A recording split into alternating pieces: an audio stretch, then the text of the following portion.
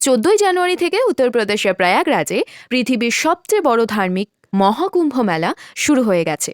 আজকের ভিডিওতে আমরা জানব এই কুম্ভ মেলা কেন আয়োজন করা হয় আর কেন এরকম মানা হয় যে কুম্ভতে পবিত্র স্নান করলে সমস্ত পাপ ধুয়ে যায়। কুম্ভ একটি সংস্কৃত শব্দ যার অর্থ কলস। মানা হয় যে সমুদ্র মন্থন থেকে বের হওয়া অমৃত নিয়ে দেবতা আর রাক্ষসদের মধ্যে যুদ্ধ হয়েছিল। তখন রাক্ষসেরা দেবতাদের হারিয়ে অমৃতের কলসটি নিজেদের কাছে রেখে দিয়েছিল। দেবতাদের ভয় ছিল যে রাক্ষসেরা যদি এই অমৃত খেয়ে নেয় তাহলে তারা অমর হয়ে যাবে। তার জন্যই তখন ভগবান বিষ্ণুর কাছে সাহায্য চেয়েছিল। আর ভগবান বিষ্ণু তখন রাক্ষসদের বিচলিত করার জন্য স্ত্রীর রূপ ধারণ করেছিল।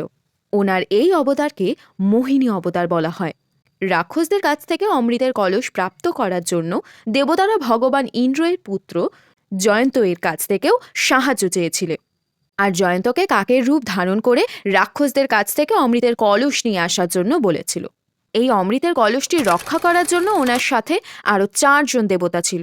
এর মধ্যে চন্দ্র দেবতা অমৃতের কলস রক্ষা করছিল। সূর্য দেবতাকে এই কলস যাতে ভেঙে না যায় সেটা দেখতে হয়েছিল। আর দেবগুরু বৃহস্পতির কাজ ছিল রাক্ষসদের আটকানো।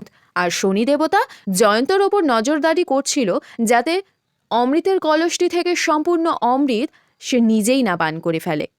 যখন জয়ন্ত একটি কাকের রূপ ধারণ করে রাক্ষসদের কাছ থেকে অমৃতের কলস নিয়ে আসছিল, তখনের হওয়া সংঘর্ষতে অমৃতের 4 ফোঁটা পৃথিবীর 4টি আলাদা আলাদা জায়গায় পড়েছিল।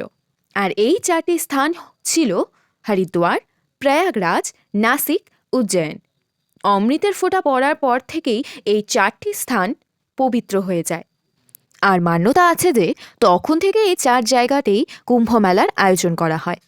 আর এই কারণেই কুম্ভ মেলা চলাকালীন সেই স্থানে স্নান করলে সমস্ত পাপ ধুয়ে যায়।